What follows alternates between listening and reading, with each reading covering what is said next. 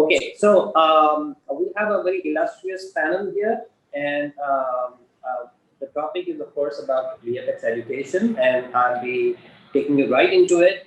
I would like to start with the panel because the panel has been introduced. Sorry, we can skip that. Maybe I can talk to Srinivas, and I can talk to him, and I can ask him a few questions. So Srinivas, hi, welcome. How's it going, and how was the pandemic? How's the pandemic treated you? Thank you, Curate. Hi. Hi. Welcome one and all. Nice to see all the industry leaders here on this panel, most of whom are my friends and whom I know very well. It's nice seeing you again here, Pravir and Chaitanya and Peach, all doing great. So, pandemic has been a learning for most of us, especially in the education sector. Now, I'll have to approach this in three different ways. Probably one as being an educationist for the last 2.5 decades, running a couple of the oldest centers of marine animation in the country.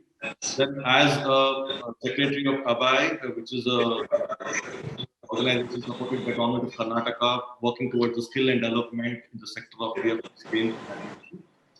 And also from the production front, how it is, how the education sector and production are going hand in hand, and what are the gaps in between, and what are we trying to do to fill the gaps.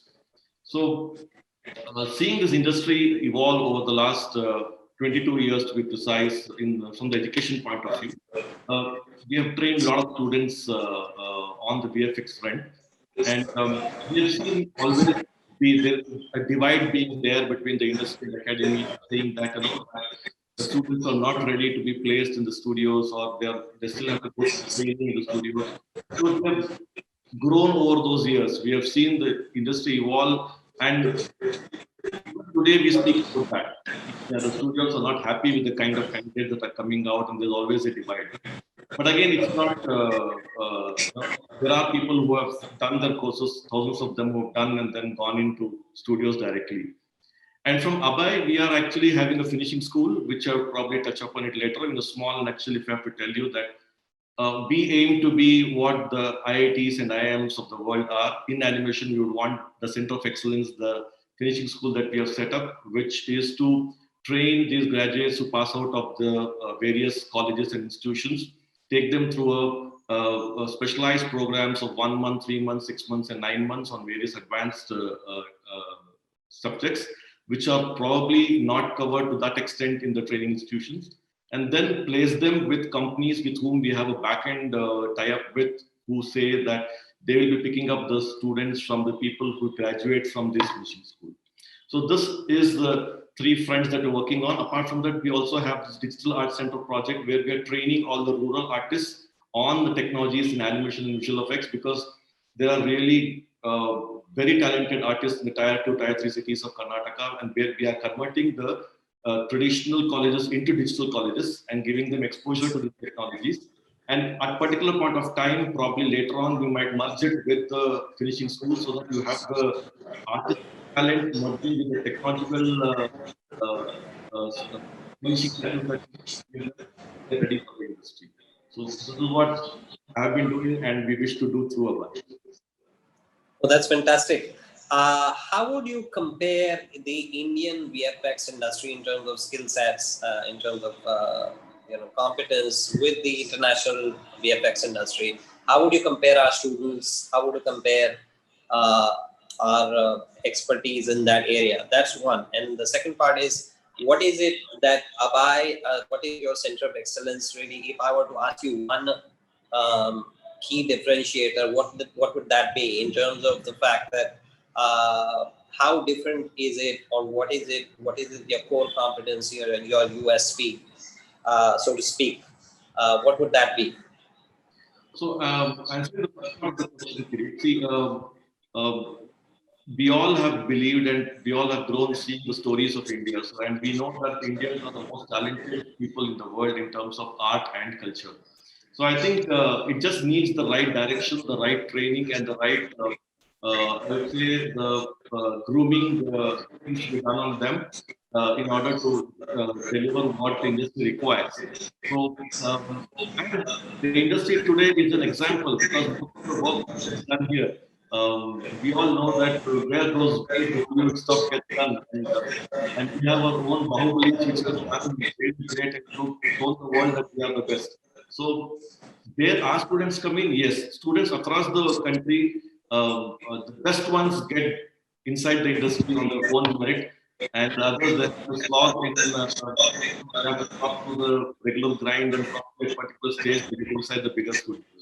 So talent is there, the right focus is there. A lot of work is happening in India. It's a um, very golden era of the industry, I would say. Why so? Because even during this pandemic, a lot of work have happened. In fact, the media and entertainment industry has grown more than what it used to grow in other years.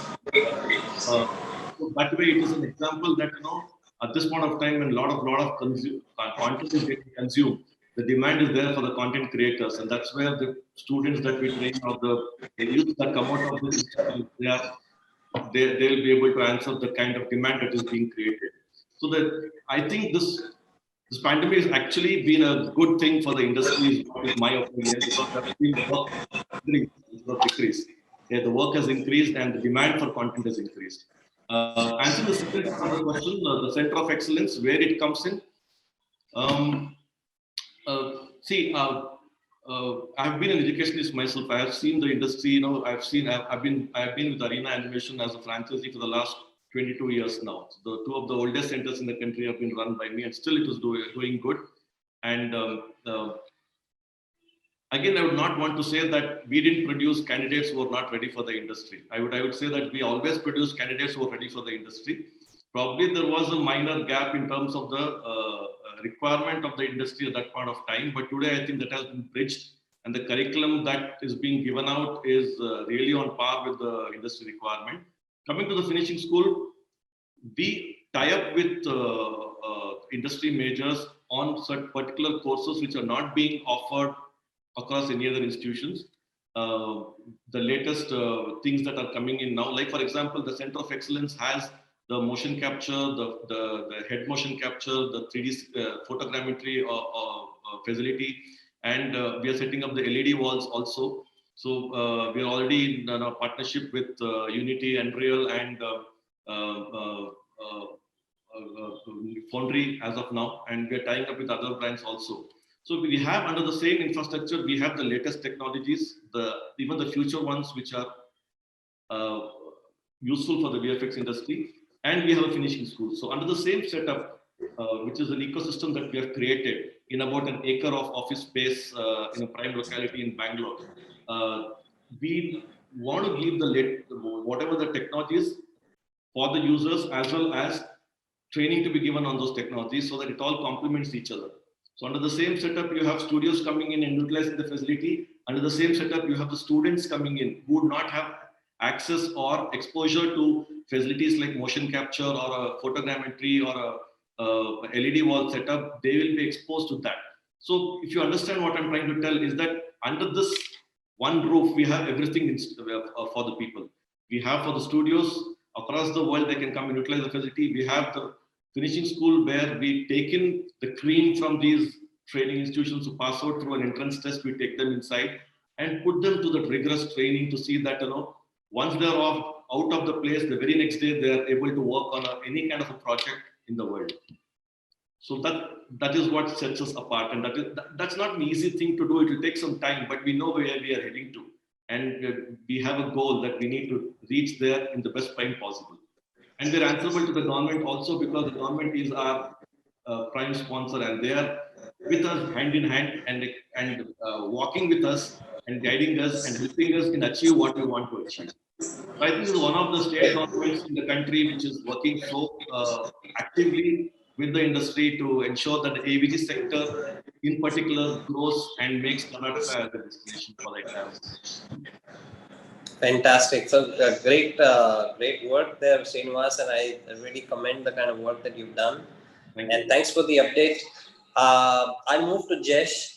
Jesh, I just saw some of the stuff that your students have done, and this really bright work that School of Media Design is doing, and it's great. How is it trying to navigate through the pandemic? What was actually happening? Was it still, did everything move online? Did all the teaching move online? And what are your plans for the future? Hi, Kirit.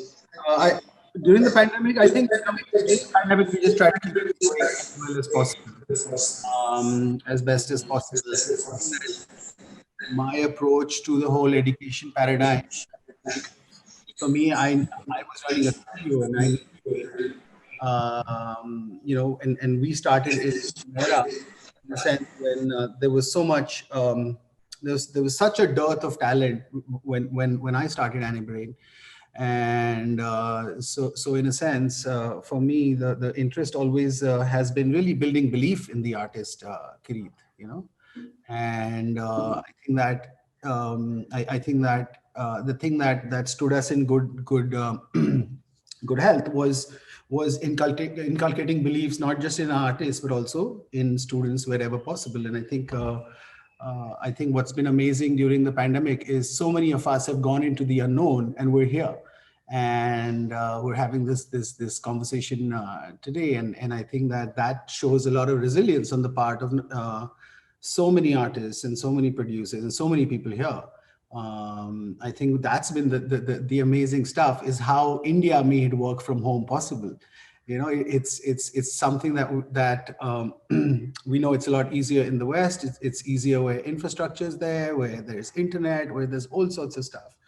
But there are incredible stories, I think, which have come out from the pandemic, where I've really seen amazing, great resilience. A word that I don't really use too much, but true jugaad is what I saw during the thing. And I think that has so much to do with self-belief.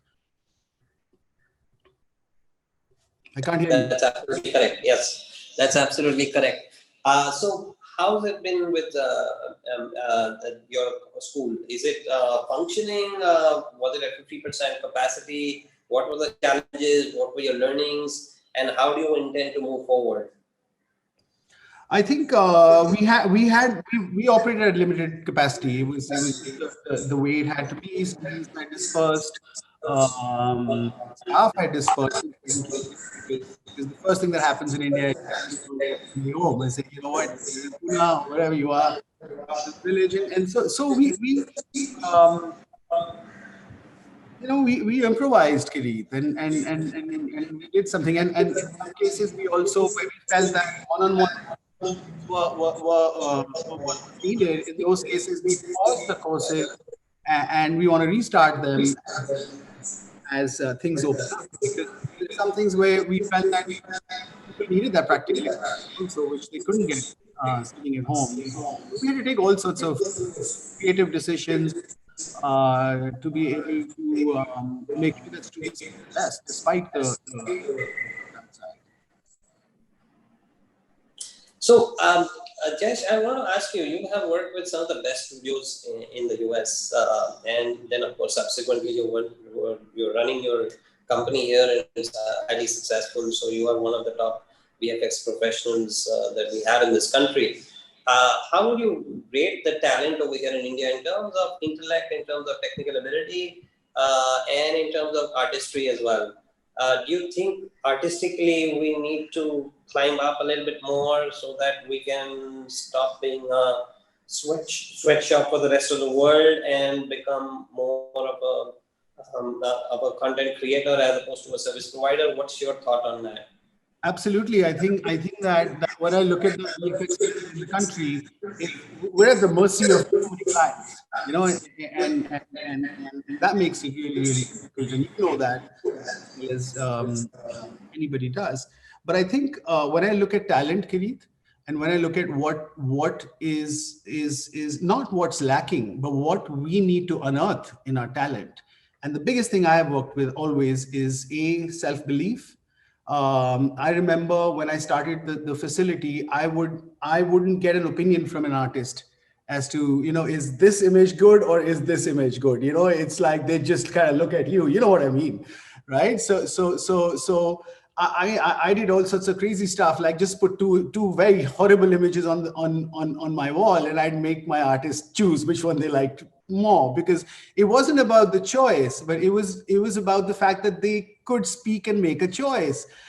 Because we've been told all our lives that just shut up and listen to what we have to say and then do as we have to say, and you truly don't have a voice. But then you come into this creative industry where the client's saying, okay, what have you got for me?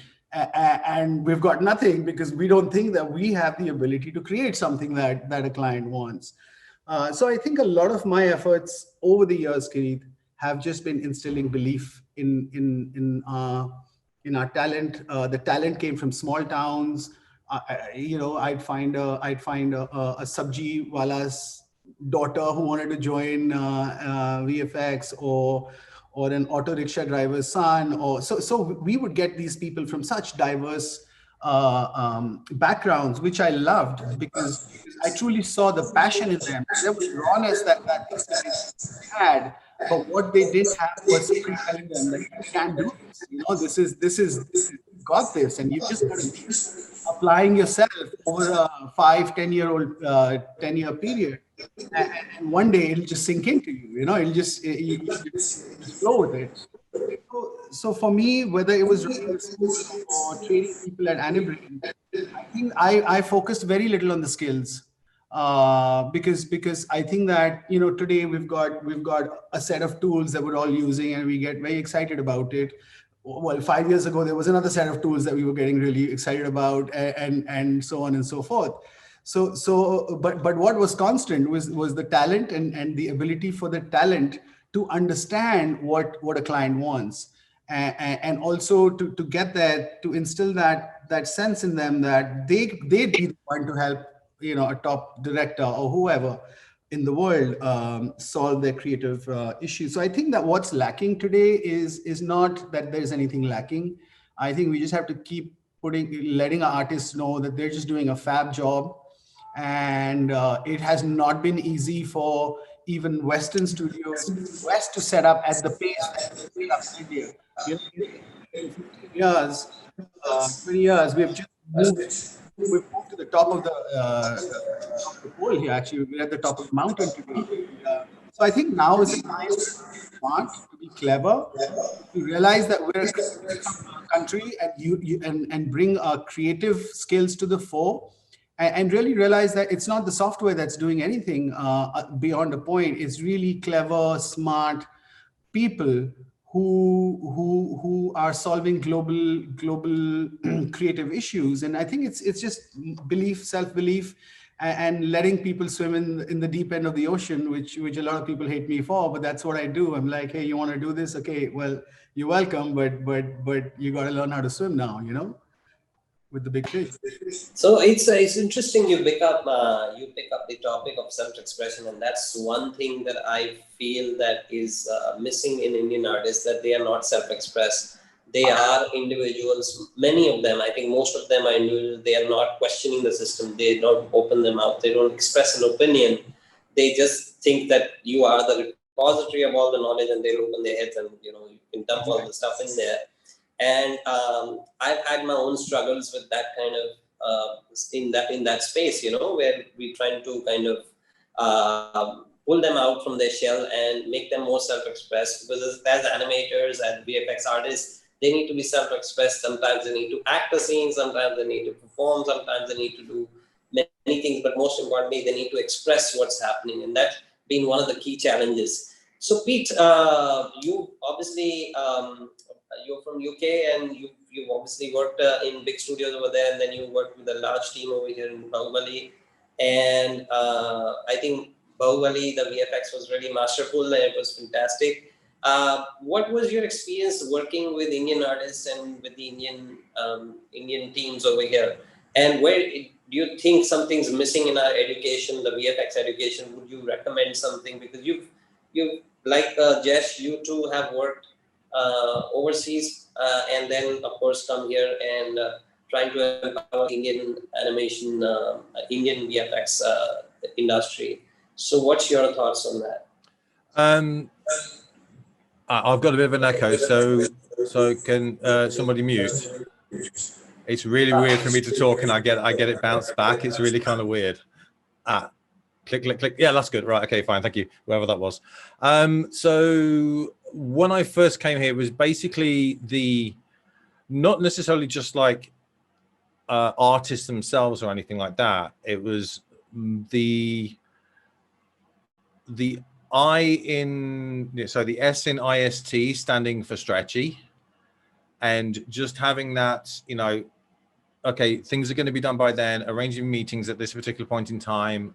And it took me about a good 2 or 3 years to actually be able to get into that same kind of thought process, to be frank. So the words "in some time" were floated around quite a fair amount of time, and it used to drive me up the wall. Even arranging for the cable guy to come and sort the internet out. I'll be there at 3. I know now he'll be there at 6. If he says he's going to be there at 6, I know he'll be there at 9 o'clock in the morning. So it is little things like that which used to drive it, make it kind of difficult for me. There was another thing which I noticed, which was not only just working with individual artists, but basically also working with crew. And that was if basically somebody didn't tell them to do something, even though it was blatantly obvious that something needed to be done, it wasn't done because nobody told them to do it. So this actually came to a head in not after we founded the company, but actually something I noticed when I was working with one guy joined Magadira, which was like the first Indian film that I came across for. So I did Gajini in the UK and sent it across, and that got me on a sequence in Magadira. So I was only here for like 10 weeks. That was it. And during the latter stages of that, I needed to hand over to somebody else so they could continue the processes that I basically designed and set up. So I, like a tutorial, I wrote everything out.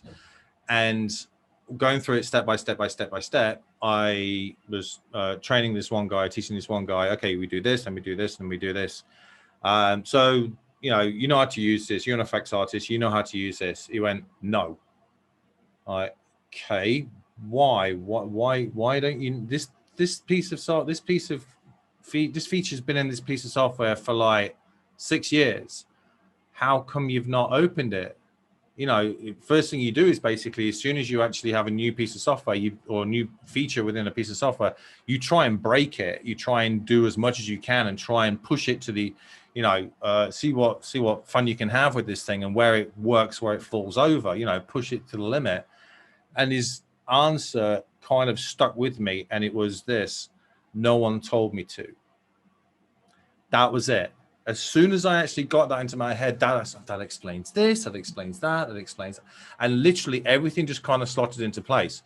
So when we actually founded the company back in 2010, the first thing I said to everybody, as soon as they come in, say, look, you've got free reign here of doing whatever you want to do. If you want to learn this, if you want to learn that, if you find a better way of doing something than what I ask you to do or I suggest, then do that. Just do one thing first, run it by us first, because at the end of the day, if it's a better way of doing something, then it's going to benefit everybody. Don't keep it close to your chest. Educate everybody within the studio as well of any new practices or any new processes that you've actually encountered. The other matter is whether or not individuals are self-developing, and this is one of the key differences that we tend to notice between artists over here and artists overseas. I think it's changed now. I think it's changed definitely in the last 5 or 6 years. But when we originally were founding, like I say, 10, 11 years ago, finding artists who genuinely had a passion for the art was very hard. We went through so many show reels initially when we were founded to actually go through, and it looked like everybody was a failed MBA student. And it was really, really tough to find people with not only just like a portfolio that just showcased what they did, but also something to back that up, like an interest in photography, an interest in ceramics, an interest in fine art, that kind of thing, which actually showcased that they had an intrinsic drive to self-develop, to drive themselves, to actually push themselves outside of just what was there directly in front of them, and to get out of that nobody told me to do it thing. So finding those individuals, just for us to get to like 30 members, took around about 8 months. It took a long period of time just to find that small number of individuals. We looked out really by actually finding a bunch of them in one go through one institution in Hyderabad.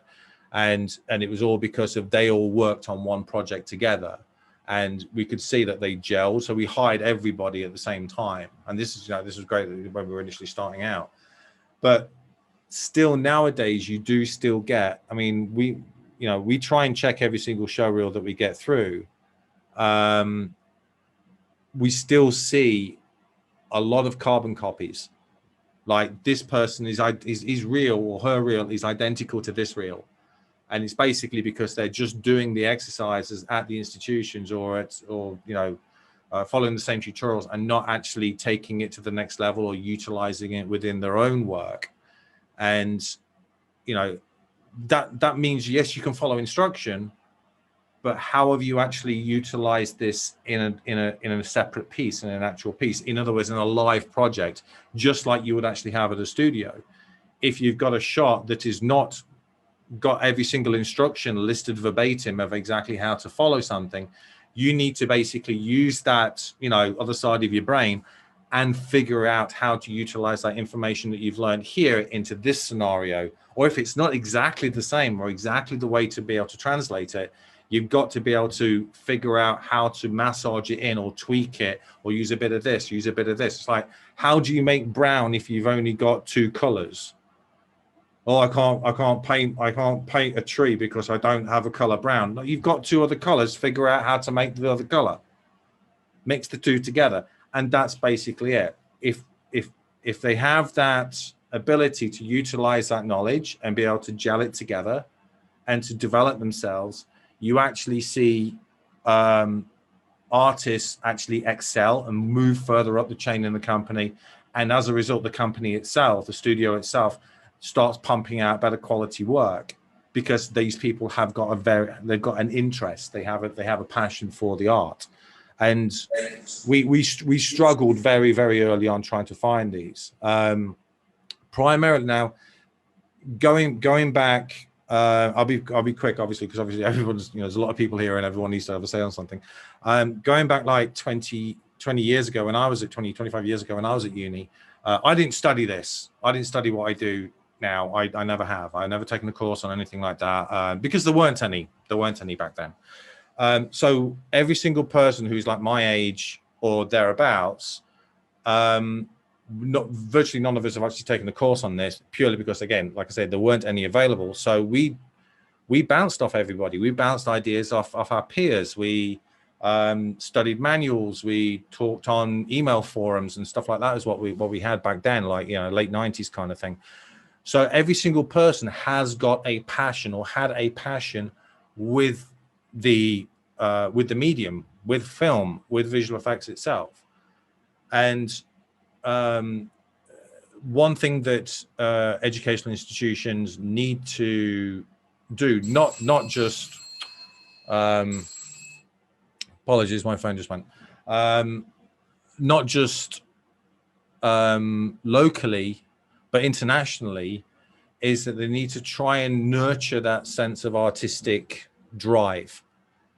And it's not just a case of like, getting people to follow tutorials verbatim, but being able to utilize that knowledge that they gained into a different scenario. And there are several ways to be able to do it. There's group projects. There's giving them a task, you learn elements within workshops and so on, and then giving them a task, giving them an actual individual project or a live project or an individual or a group project for them to actually be able to produce something which is, greater than the sum of the individuals, just like you would actually have at a studio, in essence, a live scenario. I'll just say this one last thing before I hand off. There was one guy who unfortunately passed away about a couple of years ago. His name was Jason Busby. He used to run used to be a lecturer at a multimedia college in, I think it was Mobile in Alabama. And he actually ran a website called 3D Buzz. And he did a lot of, he gave everything away for free. Every single thing, or video tutorials, everything. This is back in the day before the internet was big. And as a result, what he drove was this sense of development, this sense of drive that instructors needed to have. But what he also did was actually put his students, when they used to come and all of his classes, because of this site, used to be filled up like heck. What he used to do was actually put them through a live fire scenario and actually give them a real live project, which they all had to work on, and then even to a point of locking the doors and then coming in at the 11th hour and changing the goalposts on the project and saying, sorry guys, you've still got to deliver it by 9 o'clock in the morning. So they're all just burning through the night. It's a live fire scenario. It's exactly what we go through in the industry. I don't know of any other place that's actually ever done this. And it used to be legendary. This thing was legendary, what he used to do. So to close off, the differences, there aren't many now, to be frank, but we need to basically still nurture that development. We still need to encourage that artistic drive, and that can only be done at a parental level. So basically, convincing parents that kids don't need to be a doctor. They don't necessarily need to be a politician, or they don't necessarily need to be an accountant or something like that. Media is a totally valid industry. If they're worried about finance and stuff like that, it can be, you excel in any career, no matter what, money will come. It will come. But you, just like anything else, you got to practice at it. You got to study for it, and you've got to develop. You got to move yourself up the chain, but no one's going to hold your hand, just like any other industry whatsoever. But it takes time. It takes time and nurture and encouragement. Don't beat it out of them. There are. I think someone else mentioned in the previous talk about you could basically see, you could go down to Mahabalipuram and there's loads of stonemasons there. Take one of those guys, stick him in front of a system, and put him in front of ZBrush or something. He will give you an absolutely amazing piece of work. The talent is there. The talent is totally there, and it's there. Just needs to be nurtured. That's it. I think it's fantastic. I could talk to you for hours. Unfortunately, we've been given a limited time, and I think your insight is absolutely fantastic.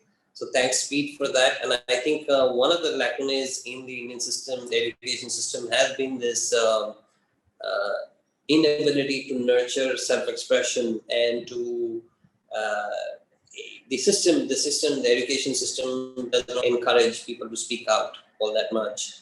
And I think if there is one organization that I can think of that I know of, and there are many, but if there is one organization that I can think of which is not producing clones, one institute that is not producing clones, that is Whistling Woods. And I'd like to come to Chaitanya and talk more about it. And I've been there several times, obviously, and I've seen the stuff, and I've spoken to many of the kids. I've done a couple of lectures as well, a couple of talks over there as well. And I think it's wonderful because many of the kids are doing so well, and their work is so distinct. And I just had a talk with Chaitanya a short while ago, and he was telling me about the fact that the VFX program is actually embedded to the filmmaking program, not to the animation program, and that's quite interesting. So I want to ask Chaitanya more about that, and talk more about his VFX program and how it is going and what the vision for that is. Chaitanya? Hi. Hi. Thanks so much, Kirit. Yeah. Thanks everybody for having me. I'm getting the same problem, the echo. Sorry. Yeah, sorry. It's just not used to it, right? Not an actor. So yeah, I mean, what you said is something that actually came very naturally to us when we were planning, career education in VFX, where we looked at it as a indelible part of audiovisual narrative content creation, which we also call filmmaking. There was no other place for it except in the film school. And the way we look at it is that, the technology, the software, the computing is a tool. There was a particular kind of tool 10 years ago. There'll be another particular kind of tool 10 years from now. The same brands may or may not exist. It doesn't really matter. It matters what you do with that, right? What is the application of that? And the application of that only sits inside an audiovisual narrative storytelling medium. So you teach the students all the tools possible, but that takes hardly any time. What takes time is to get them to work under supervision and apply it and apply it and apply it and apply it and apply it in multiple situations, which is where what we do essentially is over the 3 years of our filmmaking program, students end up doing many projects. So they do a 3-minute single take, they do a shoot that starts in the day and ends up in the night. It's like a day-night shoot. They do what's called an uncontrolled exercise, which is like a roadside cafe where you have no control over the environment. And then they do their final end-of-term projects. In each of these projects, the unit has a VFX artist. So there's a director, a producer, a audiographer, a writer, an editor, and a VFX artist. So they're involved right from the scripting stage. They understand what it is that the writer or the director are trying to convey audiovisually, and then they can actually add value to it, where they're saying, instead of this way, why don't you look at this? How do you to try and actually understand that, yes, their role may be VFX, but they're essentially filmmakers, right? They're part of the filmmaking team. So in a way, they have to be jack of all and master of one, which is what we encourage all our filmmaking students to be. So the first year, which is the common foundation program for all filmmaking students, VFX students do the same. They actually shoot live action. They actually do continuity exercises and audio work. So they understand what it is like when they're actually putting a camera and clicking a button. What is happening? And when they move the camera a particular way, or when they record or they don't record sound in a particular way, or when they sit to edit it, what is actually happening? And that enables them to play their role as a VFX artist going forward more and more. So this is essentially the core of what we try and do as to teach a VFX artist how to be a VFX artist. The other thing is also their role, and this has happened in the last 15 years. The role of a VFX artist in the pipeline has changed significantly. Once upon a time, they were an add-on or an additional to the basic live action filmmaker. Today, it's not that. Today, in so many cases, it's the visual effects artist that's actually laying sajaying the thali, and the live action is just one ingredient in that, or is more than one ingredient in that. So just to get them used to that mentality, as to help them understand what their role is in preparing this good looking nice meal that we want to serve. So the more and more and more we did it, the more and more we realized that this was the best approach in which we were able to get the right talent out there in the industry. And honestly, till about 4 years ago, 3 years ago, we ourselves weren't sure whether whether it's actually working, right?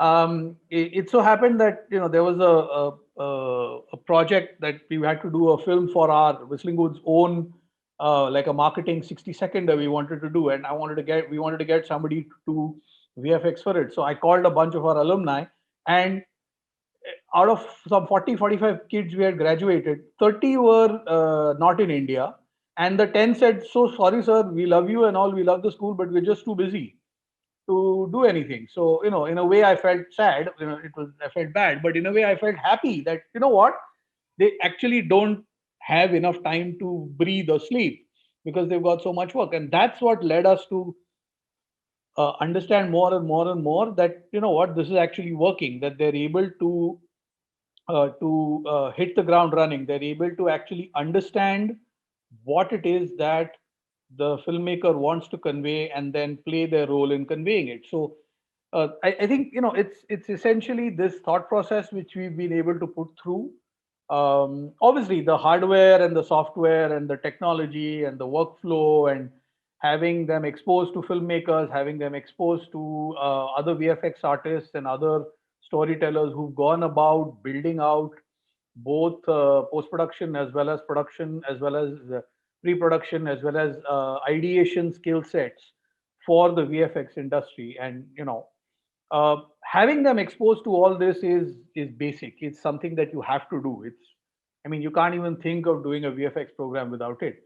But it's actually the overarching ideology, the overarching teaching methodology, which is pushing through this pipeline, is really what I believe makes a difference. And that's how we think.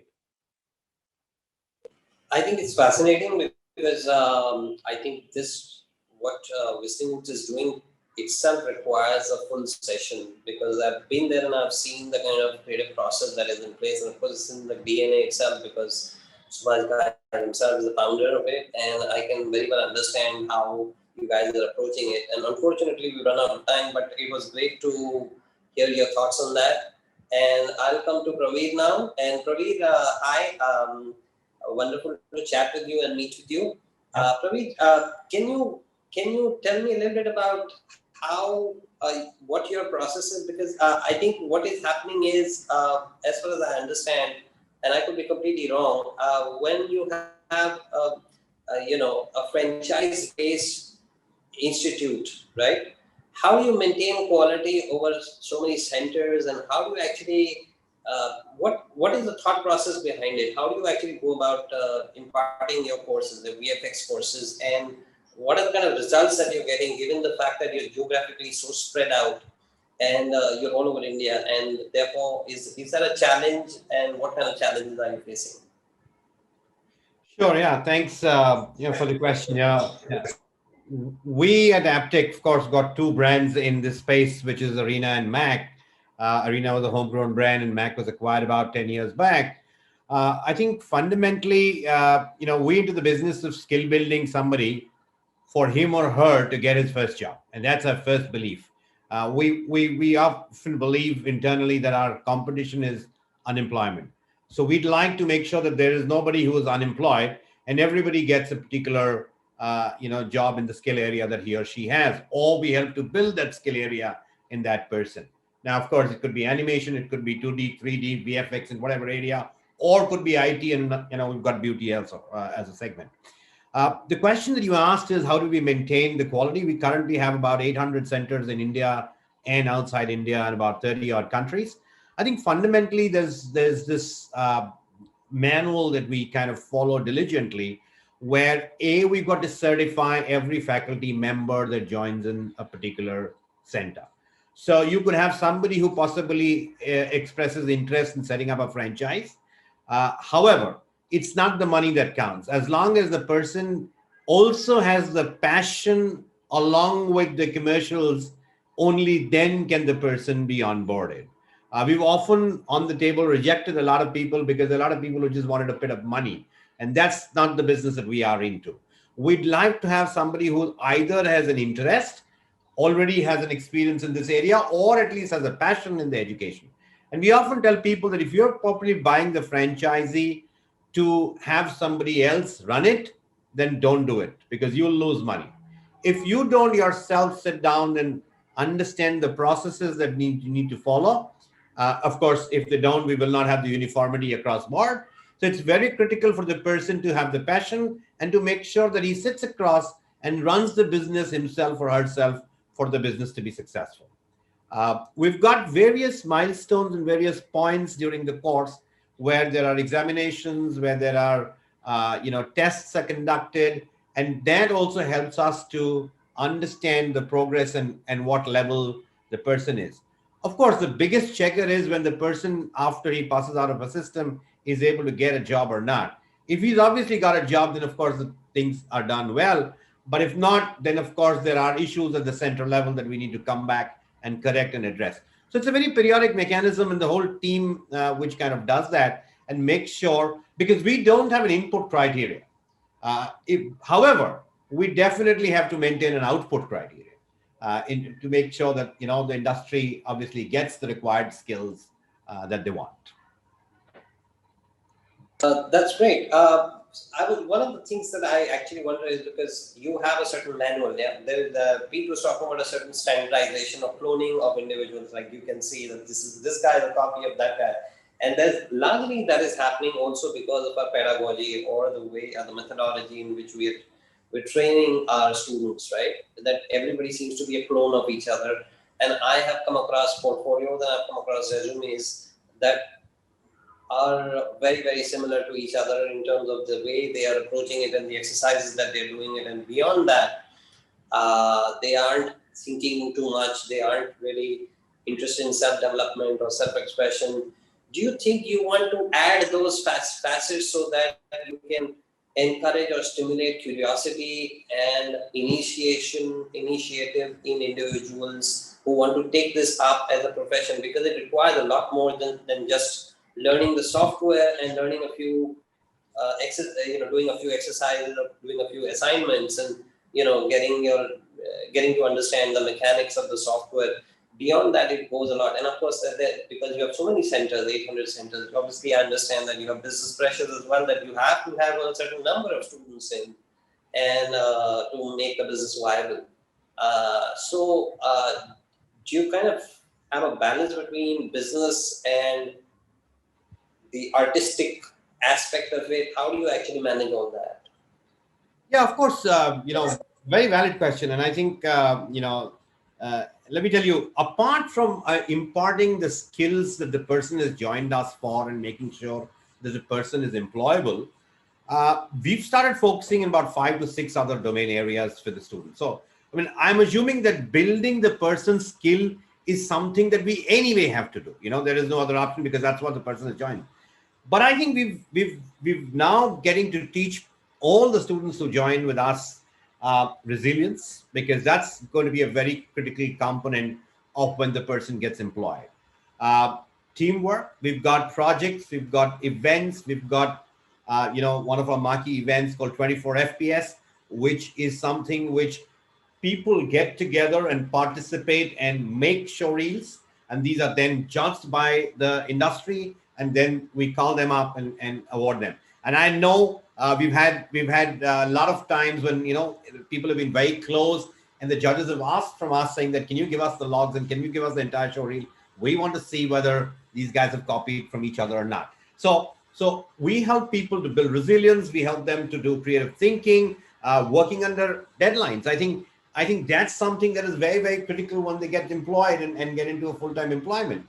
So we've got projects and we give them deadlines saying, if you can do it in X number of hours, only then your entry is, will be taken. So all those are soft skills that goes on, in addition to imparting the standard skills that we anyway have to do, which the student comes to us. But these are soft skills that play a very, very critical and important role, including the industry interface. Because if the industry interface is not there, then they will not be able to understand the work pressure that comes in once they go and get absorbed in the industry. So that's an additional element that we very interestingly play with the students. Pravir, thanks for talking to me, and it's been a pleasure, and wish you all the best, wish Aptech all the best, Alina all the best for their endeavor.